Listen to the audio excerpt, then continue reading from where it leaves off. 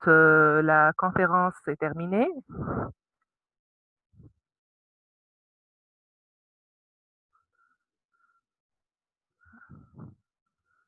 D'accord? Est-ce que vous la voyez maintenant? Est-ce que vous voyez la diapo?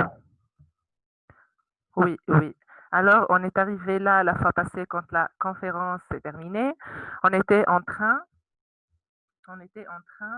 d'interpréter ce spectre. Alors, on vous a donné un spectre de résonance magnétique nucléaire, on vous a donné la formule brute et on vous a demandé d'écrire la structure détaillée de ce composé, le C4, H8O.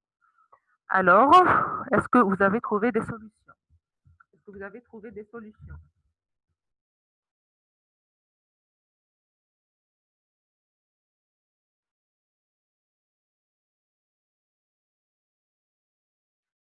Est-ce que vous avez trouvé des solutions?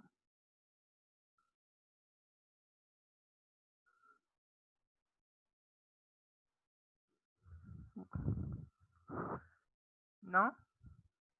Alors, on a trois amas de pique. On a trois amas de pique. Donc, on a 4 carbones. Qu'est-ce que cela veut dire? 4 carbones et 3 amas de et 3 amas de pique. Ceci veut dire qu'il y a un carbone qui ne contient pas d'hydrogène.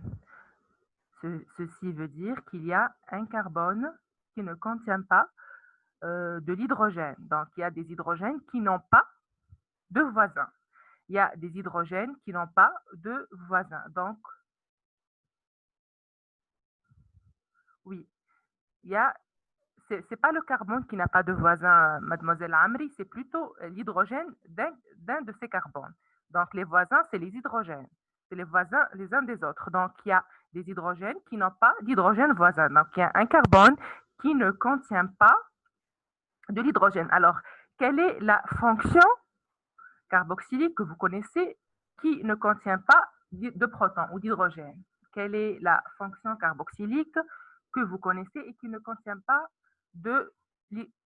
C'est la fonction cétone. Très bien, c'est la fonction cétone. C'est la fonction cétone, oui. Donc, il y a un CO quelque part. Donc, le CO va, donc, contrairement aux autres fonctions, la fonction cétone ne peut se trouver qu'au milieu d'un composé. On ne trouve pas de fonction cétone qui se trouve donc à l'extrémité d'un composé. Donc, la fonction cétone est au milieu. Très bien. Donc, on a C, C, C et C. Donc, la fonction cétone se trouve soit donc dans le C à droite ou dans le C à gauche. Donc, il n'y a pas de fonction cétone qui se trouve de côté. Donc, on peut écrire C, C, CO et C. Alors, donc maintenant, on va calculer le nombre de pics. Donc, maintenant, on va calculer le nombre de pics par amas. Ici, on a 4, c'est-à-dire que c'est un proton, donc c'est un carbone qui contient 3 donc d'hydrogène. On a un seul pic, c'est pour le carbone, donc c'est pour les hydrogènes du carbone qui n'ont pas de voisins. Et ici, on a combien? On a 3. Alors, il est sûr que de part et d'autre, donc si on met la fonction s'étendre au milieu, il est évident que le composé va commencer avec un CH3 et va se terminer avec un CH3. Ça, c'est clair. Donc, on a CH3, C, C et CH3. Maintenant, on va placer la fonction s'étendre. Donc, ce pic, donc, qui contient, donc cet amas qui contient 4 pics et celui du carbone, donc, qui a 3 voisins. C'est celui, donc, ça sera quoi? J'attends vos réponses. Ça sera quoi?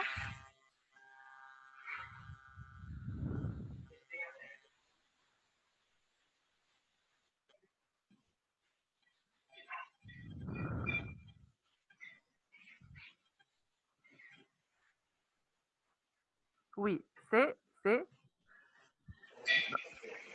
non, c'est le pic du CH2. C'est le pic du CH2. C'est le CH2 qui vient à côté du CH3 du côté. Donc, c'est le pic du CH2. Donc, et celui-là, c'est le pic du CH3. Le CH3, donc, à côté du CH3, vient le CH2. Ensuite, c'est le CO. Et enfin, c'est le CH3. Donc, on a CH3, CH2, CO et CH3.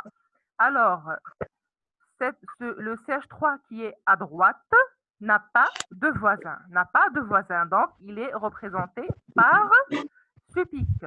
Il est représenté par ce pic. Donc, c'est un pic singulier. C'est un pic singulier parce qu'il n'a pas de voisin. Donc, ça sera n plus un n qui est égal à 0, 1. Donc, le C ici, donc, donc ici, le CH2, donc on ne va pas parler de ce composé parce qu'on est en train d'étudier la RMN du proton, donc il n'y a pas de proton, il ne va pas être lu par l'appareil à RMN. Donc, on va parler de ces deux protons, donc, du CH2. En combien de voisins? Ils ont 3 voisins. Donc, leur pic sera leur signal sera représenté par n, qui est le nombre de voisins 3 plus 1, 4. Donc, c'est le pic d'ici. Donc, le pic 2, c'est celui du CH2 qui a 3 voisins. Donc, 3 plus 1, ça fait 4. Donc, reste ce dernier pic. C'est celui du CH3 qui est à gauche. Donc, le CH3 d'à gauche, il a combien de voisins? Il a 2 voisins plus 1, la règle n plus 1, donc ça fera 3 pics. Est-ce que vous avez compris? Est-ce que vous avez des questions concernant cette application? Est-ce que vous avez compris? Donc, on a 3 groupes de protons. Donc, on a 3 groupes de protons qui ont le même voisinage chimique. On a 3 groupes de protons équivalents. On a le CH3, le CH2 et le CH3. Donc, étant donné qu'on a 3 groupes de protons équivalents, on aura 3 signaux. On aura 3 signaux qui sont les suivants. On a 1, 2 et 3 signaux.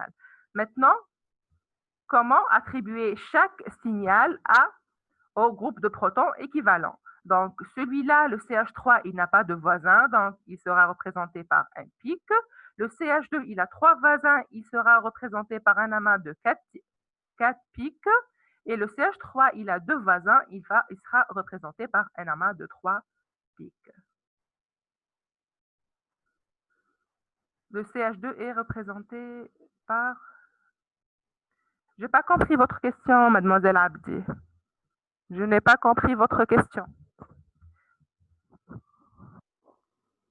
Donc, ce pic-là, c'est celui du CH2. Pourquoi c'est celui du CH2? Parce que le CH2 a 3 voisins.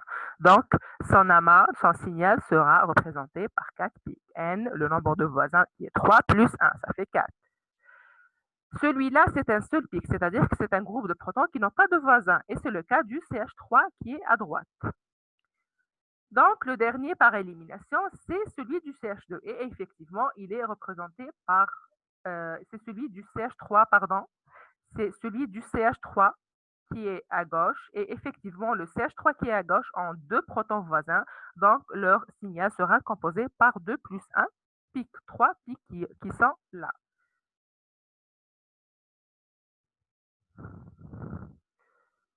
Donc c'est celui-là est celui du CH2.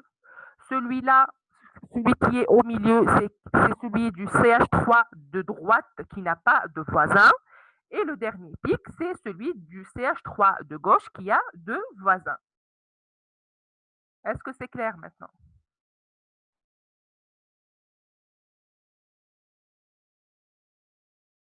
Est-ce que c'est clair maintenant? Oui, c'est clair pour tout le monde. Alors, on passe. Oui.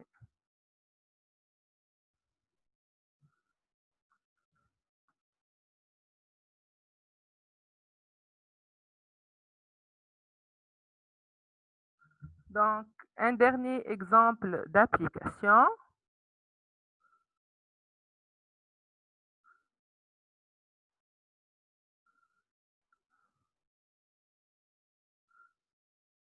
Donc, on vous demande est-ce que c'est le spectre RMN du bromopropane ou du 1-bromopropane ou du 2-bromopropane. C'est-à-dire, est-ce qu'on a un propane qui a un radical brome? Est-ce que le brome se situe sur le premier ou sur le deuxième carbone? Est-ce que le brome se situe sur le premier ou le deuxième carbone du propane?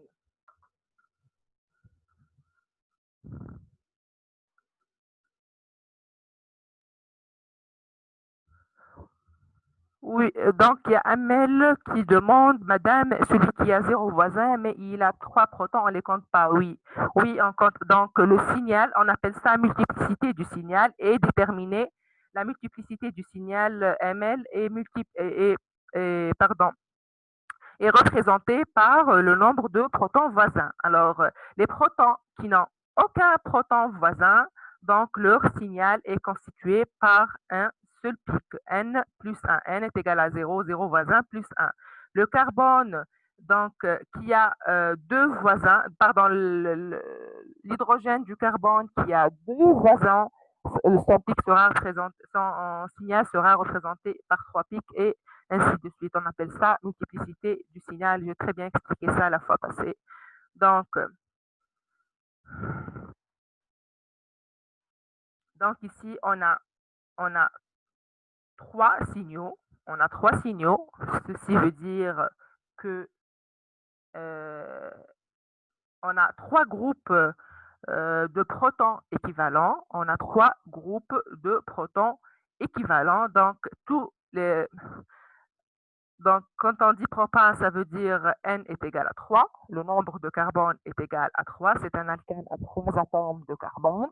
Étant donné qu'on a trois signaux, c'est-à-dire que tous les atomes de carbone ont des protons. Donc, tous les protons ont des protons voisins. Donc, comment on va savoir si c'est un bromopropane ou un ou deux bromopropane? Donc, c'est un bromopropane. Pourquoi? Donc, la demoiselle qui a répondu un bromopropane, est-ce que vous pouvez m'expliquer pourquoi?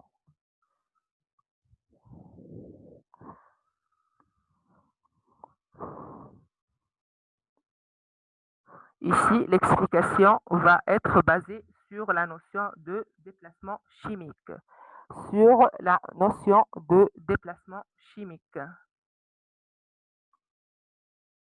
Oui, donc parce que le brome est le plus électronégatif. Donc, qu'est-ce que là, qu'est-ce que ça peut avoir avec, qu'est-ce que ça peut avoir avec la résonance magnétique? Qu'est-ce que cela, comment ça peut se répercuter sur la résonance magnétique nucléaire? Donc,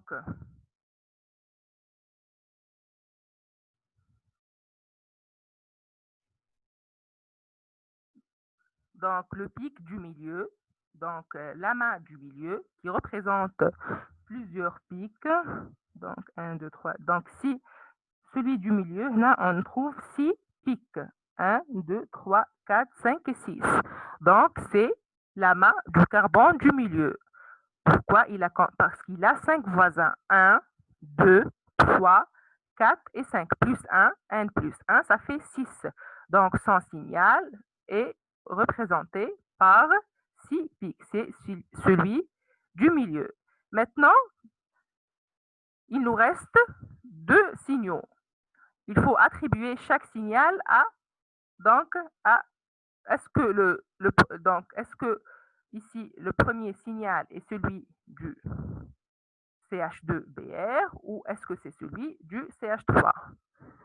Donc, comment on peut le savoir? Comment on peut le savoir?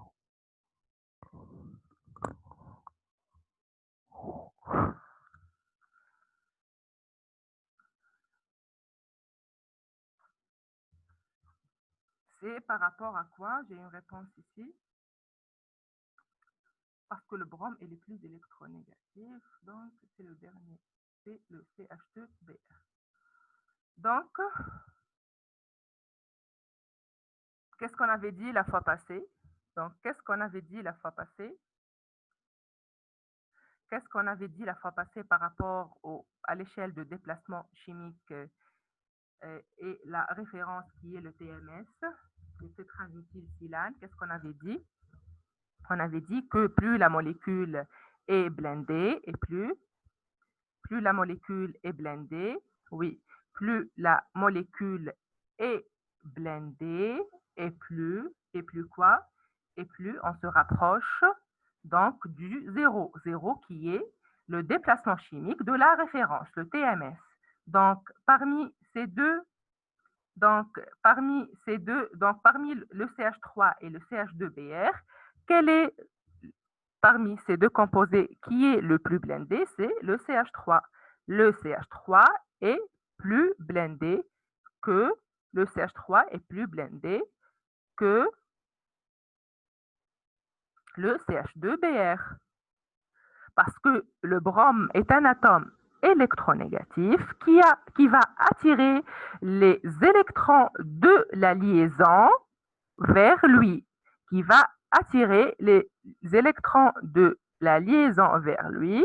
Donc, cela va provoquer le déblindage du CH2Br. Parce que c'est quoi le blindage? C'est quoi le blindage? On avait dit que le blindage, c'est les électrons de la liaison qui vont entourer le noyau pour le protéger du champ magnétique extérieur. Donc, si le brome va capter par son électronégativité les électrons de la liaison, qu'est-ce qui va se passer? Un déblindage. Donc, le CH3 est plus blindé que le CH2Br. Donc, le dernier pic ici mentionné 3 est le pic du CH3 qui est plus blindé et qui se rapproche d'autant plus de la référence qui est égale à 0, qui est le TMS. Donc, par élimination, le dernier pic est donc le dernier pic ici situé à 3,5 est celui du CH2Br. Donc, comment on a su que c'est un 1-bromopropane? Comment on a su que c'est un 1-bromopropane? C'est par rapport au nombre de pics du deuxième amas. Donc, si on avait un 2-bromopropane, donc si le brome était ici, donc on n'aurait pas eu 5 voisins. On n'aurait pas eu 5 voisins d'hydrogène. Est-ce que vous avez compris? Est-ce que vous avez compris? Est-ce que je peux passer?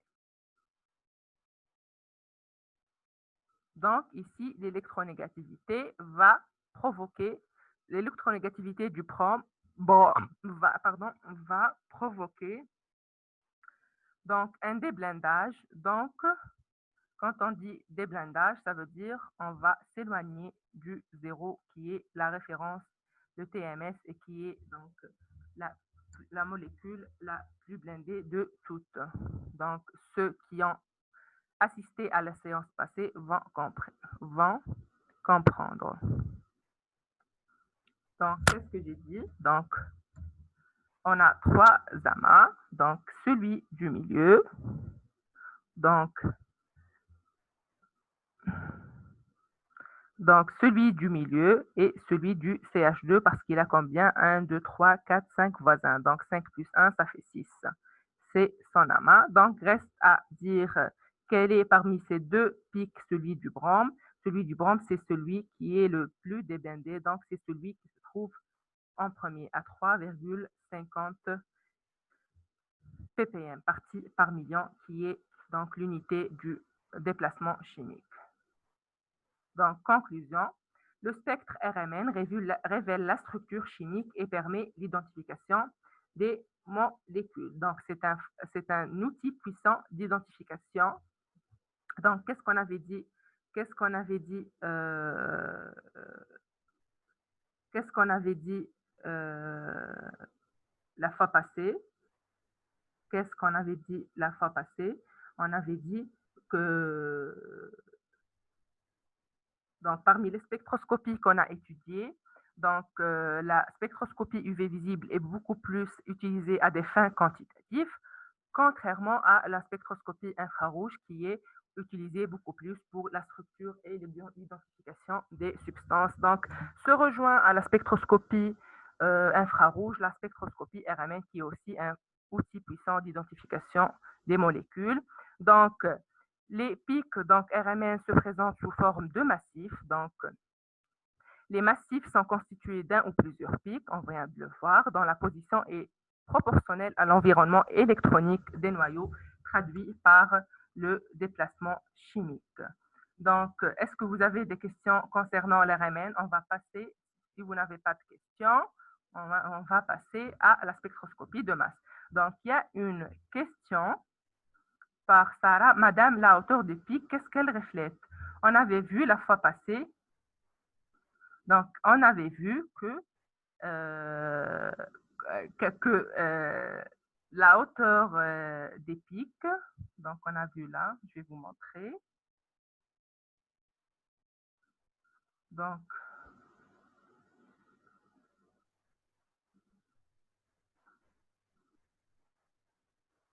on a vu qu'on pouvait calculer à partir de la courbe intégrale le nombre de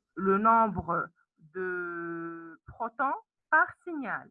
On pouvait calculer le nombre de protons par signal si on a les données donc de la courbe intégrale. On a vu ça la fois passée.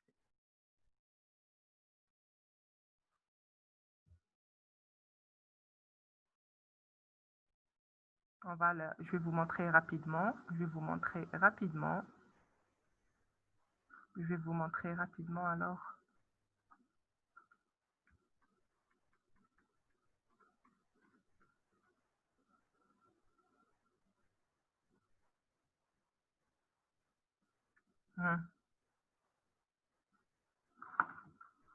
La courbe d'intégration. Comment prévoir le nombre de signaux par un spectre?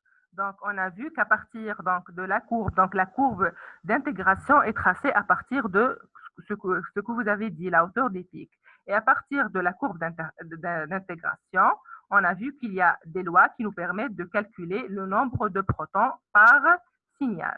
C'est ce que reflète la hauteur des pics, mademoiselle. C'est clair? C'est clair, Sarah? J'espère que c'est clair. Maintenant, on va... oui, donc...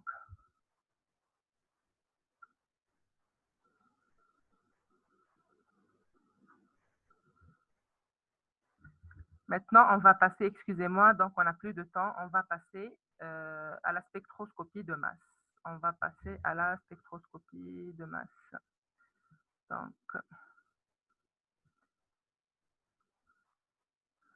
Donc on va voir donc, le principe de la spectroscopie de masse, les informations fournies par un spectre de masse, l'appareillage et donc conclusion. Donc la spectroscopie de masse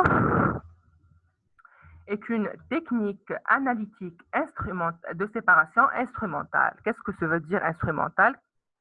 Elle est donc utilisée par le moyen d'un instrument qui est ici le spectre de masse, le spectromètre de masse. Donc la spectroscopie de masse est une technique analytique de séparation instrumentale qui utilise comme instrument un spectromètre de masse et qui permet de mesurer les rapports. Donc comment la séparation va se faire en spectroscopie de masse?